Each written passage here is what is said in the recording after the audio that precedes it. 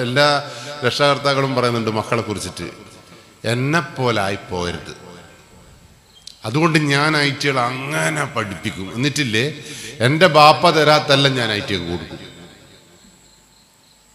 ആ കൊടുക്കലാണ് ഏറ്റവും വലിയ. നിങ്ങൾ ബാപ്പ നിങ്ങൾക്ക് തന്ന എന്തെങ്കിലും നിങ്ങൾ കൊടുക്കാൻ പറ്റിയിട്ടുണ്ടെങ്കിൽ നിങ്ങളെ മക്കളെ കുറിച്ച് നിങ്ങൾക്ക് ചിന്തിക്കേണ്ട, നല്ല കുട്ടികളാവും. നിങ്ങൾക്ക് കൊണ്ട് സിഗരറ്റ് വലിക്കാൻ ആഗ്രഹമില്ലായിരുന്നോ? നിങ്ങൾക്ക് മറ്റോ ഇങ്ങനെ കള്ളു കുടിക്കണം എന്ന് ഇങ്ങനെ ആടിയാടിയെല്ലാം പോകുമ്പോൾ പാട്ടെല്ലാം പാടുമ്പോൾ നിങ്ങൾക്ക് തോന്നിയിട്ടില്ലേ കുടിക്കണം? എനിക്ക് കുടിക്കണമെന്ന് തോന്നിയിനി 10ാം ക്ലാസ്സിലെല്ലാം പഠിക്കുമ്പോൾ. ഇങ്ങനെ എന്ത് രസമാണെന്ന് പറയും, ഇങ്ങനെ ആടി പോകുമ്പോൾ നമുക്ക് അറിയില്ലല്ലോ ഇതിനെ കുറിച്ച്. പക്ഷെ നമ്മൾ കുടിച്ചില്ല, നമ്മൾ സിഗരറ്റ് വലിച്ചില്ല. മറ്റോ സിഗരറ്റ് ഇങ്ങനെ പൂജ്യം പോലെ ഇങ്ങനെ ആകാശത്തേക്ക് ഇങ്ങനെ ഉന്തി ഇങ്ങനെ വിടുമ്പോൾ ഇല്ലേ നമ്മളത് ശരിക്കും ഓനോടൊപ്പം ഇങ്ങനെ ആയിട്ടുണ്ട്. ഞാൻ ആയിട്ടുണ്ട്. പക്ഷെ എന്തുകൊണ്ട് ഞാൻ വലിച്ചില്ല എന്ന് ചോദിച്ചാൽ കുറേ ആളെ പേടിയുണ്ടായിരുന്നു. നമുക്ക് അച്ഛനെ പേടിയായിരുന്നു, അധ്യാപകനെ ഭയമായിരുന്നു, അപ്പുറത്തെ വീട്ടിലെ മുഹമ്മദിന്റെ ബാപ്പ എന്നെ നിരീക്ഷിക്കുന്നുണ്ടോ എന്നുള്ള ഭയാശങ്ക എനിക്കുണ്ടായിരുന്നു. അല്ലെങ്കിൽ പ്രണയിക്കണം എന്ന് എനിക്ക് ആഗ്രഹം ഉണ്ടായിരുന്നു. ഓരോ പെണ്ണിനെ കാണുമ്പോൾ ഞാൻ വിചാരിക്കും ഓള് തന്നെ എൻ്റെ ഭാര്യ, ഓക്ക് നാളെ ഞാൻ റോസാപ്പ് കൊടുക്കും, എനിക്ക് ഐ ലവ് യു എന്നൊക്കെ പറയുന്ന സ്വപ്നം കാണുന്നതിന് പ്രശ്നമൊന്നുമില്ലല്ലോ. പക്ഷെ പിറ്റേന്ന് ഓളെ കാണുമ്പില്ലേ, ഓളെ ആങ്ങളെയും കൂടി കാണുമ്പില്ലേ, നമുക്ക് നമ്മളെ റോസാപ്പൂ കയ്യിൽ നിന്ന് വീണുപോയിരുന്നു. അങ്ങനെയൊക്കെ നമ്മൾ ജീവിച്ചത്, എല്ലാവർക്കും ആഗ്രഹം. പക്ഷെ ഇന്ന് നിങ്ങളുടെ മക്കൾ, ഇന്ന് പുതിയ തലമുറ എന്ന് പറയുന്ന സാധനത്തിന് ഒന്നിനും പേടിയില്ല. നിങ്ങളെ മുമ്പ് നൈറ്റുകൾ കളിക്കുന്ന കളി നോക്കുങ്ങൾ.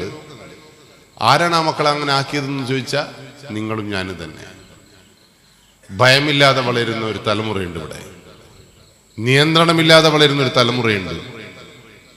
അങ്ങനെയുള്ള തലമുറയാണ് നാടിന്റെ പ്രശ്നം. അല്ല ലഹരി ഒന്നല്ല ഇവിടുത്തെ വിഷയം. സിഗരറ്റ് പണ്ടുണ്ട്, ഇപ്പോൾ ഉണ്ട്. കള്ള് പണ്ടുണ്ട്, ഇപ്പോൾ ഉണ്ട്. കഞ്ചാവ് പണ്ടുണ്ട്, ഇപ്പോൾ ഉണ്ട്. പക്ഷേ അതിനെയൊക്കെ അതിജീവിച്ചുകൊണ്ട് നിങ്ങൾ എൻ്റെ മുമ്പിൽ കസേലയിൽ ഇരിക്കുന്നുണ്ട് എങ്കിൽ എന്തുകൊണ്ട് പുതിയ തലമുറക്ക് അങ്ങനെ കഴിയുന്നില്ല എന്ന് ചോദിച്ചാൽ, പുതിയ തലമുറയെ നയിക്കുവാനും നിയന്ത്രിക്കുവാനും നേരായ വഴിയിലൂടെ ചിന്തിപ്പിക്കുവാനുമുള്ള കഴിവ് നിങ്ങൾക്കും എനിക്കും നഷ്ടപ്പെട്ടു. അവിടെയാണ് വിഷയം. ആർക്കും ആരെയും ഭയമില്ല. ശരിയാണോ? അവിടെ പാളിച്ച പറ്റി. നമ്മൾ നോക്ക്, ഭയമില്ലാതെ നടക്കുന്ന സമൂഹം അരാജകത്വം വാഴും. അത് തന്നെയാണ് നമ്മളെ മക്കൾക്കും. എന്നെ കാണുമ്പോൾ എൻ്റെ മോൻ പറയാം, എന്ത് പോട്ടെ, ഇവൻ ആക്കിയാൽ ഇത്ര ആകും, ഞാൻ തന്നെ രാജാവ്. ആ മക്കളാണ് ബാപ്പയും ഉമ്മയും കൊല്ലുന്ന മക്കളായിട്ട് മാറുന്നത്. അതുകൊണ്ട് സൂക്ഷിച്ചോ. നിയന്ത്രണമില്ല എങ്കിൽ ഈ ലോകത്തെല്ലാം കുത്തഴിഞ്ഞു പോകും. നമ്മളെ ഈ നാട്ടില് ഇവിടുത്തെ മഹലുകൾ കൃത്യമായിട്ട് വർക്ക് ചെയ്യുന്നില്ലേ? എങ്ങനെയാ മഹലുകൾ കൃത്യമായിട്ട് വർക്ക്? മഹലിന് കൃത്യമായൊരു നിയമമുണ്ട്. ഇവിടെയുള്ള സ്കൂളുകൾ വൃത്തിയിൽ പ്രവർത്തിക്കുന്ന എങ്ങനെയാ? കൃത്യമായൊരു നിയമാവലിയുണ്ട്. രാഷ്ട്രീയ സംഘടനകൾ കൃത്യമായി പ്രവർത്തിക്കുന്ന എങ്ങനെയാ? അതിന് കൃത്യമായൊരു നിയമാവലി ഉണ്ട്. ആ നിയമത്തിന് വിരുദ്ധമായിട്ട് എന്തെങ്കിലും ചെയ്താൽ പാർട്ടിയിൽ നിന്ന് പുറത്താണ്, മഹലിൽ നിന്ന് പുറത്താണ്, സ്കൂളിൽ നിന്ന് പുറത്താണ്. അതുകൊണ്ട് അത് കൃത്യമായിട്ട് മുന്നോട്ട് പോകുന്നത്. ആ നിയമം എന്ന് തെറ്റുന്നുവോ, അല്ലെങ്കിൽ അത് ആ കുത്തഴിഞ്ഞ ജീവിതമാവുന്നുവോ, കുത്തഴിഞ്ഞ നിയമമാവുന്നുവോ, അന്ന് മുതൽ ആ മഹലും പൊട്ടും. അപ്പൊ അവിടെയാണ് വിഷയം. മക്കളെ നിയന്ത്രിക്കണം. അതിനൊറ്റ കാര്യം മാത്രമേ ഈ നാട്ടിൽ ഞാൻ ചെയ്യാൻ കണ്ടിട്ട് വിചാരിച്ചിട്ട് നടക്കുന്നുള്ളൂ. എല്ലാ സാധനവും. ഇപ്പൊ ഉടുമ്പിനെ നോക്കുക. ഉടുമ്പുണ്ടോ ഈ നാട്ടിൽ? ഉടുമ്പില്ലേ? 2000 ഉടുമ്പുണ്ടേനാ? മനുഷ്യനെ കണ്ട പറവറക്കം ഉടുമ്പ്. ഞാനൊക്കെ ഉടുമ്പ് ഏടെ ഓടിയാലും ആടം വരെ ഓടുന്നു. പയ്യന്നെ മാളത്ത് പോയാൽ മുളകിട്ട് പോക്കും. അപ്പുറത്തുകൂടി ഉടുമ്പ് വന്ന് അതിനെ പിടിച്ച് അതിൻ്റെ കട്ടയും പടവും മടങ്ങും വന്ന്.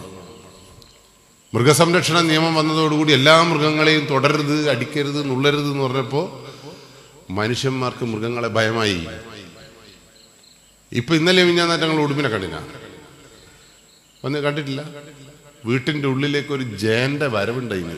ഇങ്ങനെ വന്നിട്ട് ഇങ്ങനെ 2 മിറ്റത്തൊക്കെ അടിച്ചിട്ട് ഇങ്ങനെ നിൽക്കും. അതിങ്ങനെ തൊടറായിഞ്ഞ് ഇനി തൊഡ് എന്നൊക്കെ പറയും. നിങ്ങൾ ശരിക്കും അതിനെ നിങ്ങൾ നോക്കാൻ അതിന് നിങ്ങൾക്ക് മൊബൈൽ ഫോണുള്ളതുകൊണ്ടൊന്ന് ഉടുമ്പിൻ്റെ നോക്കാൻ നേരമുണ്ടോ? മണ്ണിലേക്കെല്ലാം ഒന്ന് തുറന്ന് നോക്കണം. കണ്ണല്ല നല്ല രസാട്ടോ ഉടുമ്പിനെ. ഞാനെപ്പോൾ ഈ ഉടുമ്പിനെ ഇങ്ങനെ ഭയങ്കര എന്ത് രസമാണ്. ഉടുമ്പിൻ്റെ നടത്തം തന്നെ കണ്ടാലേ നമുക്ക് കൊതിയാവും. ഒരു ഇങ്ങനെ നടക്കുന്നത് ഇതിങ്ങനെ ഇങ്ങനെ ഒരു രസമാണത്. എങ്ങനെ ഉടുമ്പിന് വീട്ടിന്റെ മുറ്റകത്തേക്ക് ഇതുവരെ മനുഷ്യനെ കണ്ടപ്പോൾ തിരിഞ്ഞോടി ഉടുമ്പ് 20 കൊല്ലം കൊണ്ട് മനുഷ്യന്റെ വീട്ടകങ്ങളിലേക്ക് കടന്നു ചെന്ന് മനുഷ്യനെ ചോദ്യം ചെയ്യുന്ന രീതിയിൽ നിൽക്കാൻ ഉടുമ്പിന് എങ്ങനെ ശക്തി വന്നു? മനുഷ്യനെ കണ്ടപ്പോൾ തിരിഞ്ഞോടിയ നായ്ക്കൾ മനുഷ്യന്റെ നെഞ്ചകം കീറിപ്പിളർക്കുന്ന രീതിയിൽ മനുഷ്യന്റെ എങ്ങനെ ഓടി വരാൻ തുടങ്ങി ഈ 20 കൊല്ലം കൊണ്ട്? നിയമത്തിന്റെ പരിരക്ഷ നായ്ക്കൊക്കെ കിട്ടിയപ്പോ, ഉടുമ്പിന് കിട്ടിയപ്പോൾ, മുള്ളൻ പന്നിക്ക് കിട്ടിയപ്പോ എല്ലെണ്ണം കൂടി നമ്മളെ നേരെയായി. ശരിയാണോ തെറ്റാണോ? ഇത്രയേ ഇവിടെ ഉള്ളൂ. ഒരു നിയന്ത്രണമില്ലാതെ പുതിയ തലമുറ ഇവിടെ വളർന്നു വന്നപ്പോ അത് നമ്മുടെ നേരെ കുതിര കയറാൻ തുടങ്ങി. അത് ലഹരിയായിട്ടോ എന്തായിട്ടാണെങ്കിലും. കണ്ടില്ലേ എരഞ്ഞിപ്പാലത്ത് പത്രം വായിക്കലുണ്ടാ? അതും ഇല്ല ഇവിടെ. പത്രം ഉണ്ടാ? യെസ്, പത്രം എന്ന് പറഞ്ഞൊരു സാധനം ഉണ്ട്. ഒരു 4-5 മടക്കുള്ളൊരു സാധനം വീട്ടിന്റെ മുറ്റത്ത് രാവിലെ ഉണ്ടാവും.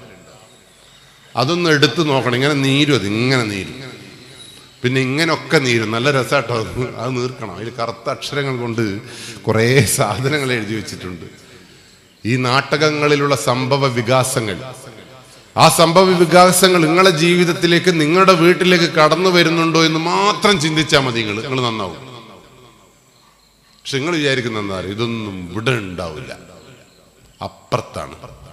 പുല്ലാറ്റൂരാണ് പ്രശ്നം മുഴുവൻ. ഇവിടെ നല്ല സേഫാണ്. ഒന്നും സേഫൊന്നുമല്ല. നിങ്ങൾ കേരളത്തിന്റെ മണ്ണിൽ ഈ കോഴിക്കോട് ജില്ലയിലും കണ്ണൂർ ജില്ലയിലും നടന്ന 1 മാസത്തെ സംഭവ വികാസങ്ങൾ എടുക്കുക. ഈ അച്ഛന്റെ കാല് തല്ലി പൊട്ടിച്ചത് ഈ ചെക്കനാണ്. 22 വയസ്സുള്ള ചെക്കനാണ്. കാല് അച്ഛൻ പറഞ്ഞ ബൈക്കും വന്ന് വീണാണ്. ആരോടെങ്കിലും പറയാൻ പറ്റുമോ എൻ്റെ മോനാണ് തല്ലി പൊട്ടിച്ചതെന്ന്? അങ്ങനെ ചികിത്സയിൽ കഴിഞ്ഞുകൊണ്ടിരിക്കുമ്പോഴാണ് ചെക്കൻ വീണ്ടും ഈ സാധനം ഉപയോഗിച്ചുകൊണ്ട് പോലീസിനെ വിളിച്ചു പറയാ, ഞാൻ എൻ്റെ അച്ഛൻ ഇപ്പം കൊല്ലും. പോലീസ് വരുവാ കൊല്ലുന്നത് കാണാൻ. നോക്കുമ്പോൾ 2 മണിക്കൂർ പോലീസ് അവനോട് പറഞ്ഞു ചെയ്യരുത്. ബലം പ്രയോഗിക്കാൻ പോലും പറ്റിയില്ല. 2 മണിക്കൂർ കഴിഞ്ഞപ്പോൾ ഈ ചെക്കൻ അച്ഛൻ്റെ നെഞ്ചത്ത് കയറിയിട്ട് കത്തി കൊണ്ട് ഇങ്ങനെ കുത്തി രസിച്ച് കളിക്കുമ്പോഴാണ് പോലീസിന് നിലത്ത് വെടിവെക്കേണ്ടത്. ആ പോലീസ് ഓഫീസറെ സമ്മതിക്കണം.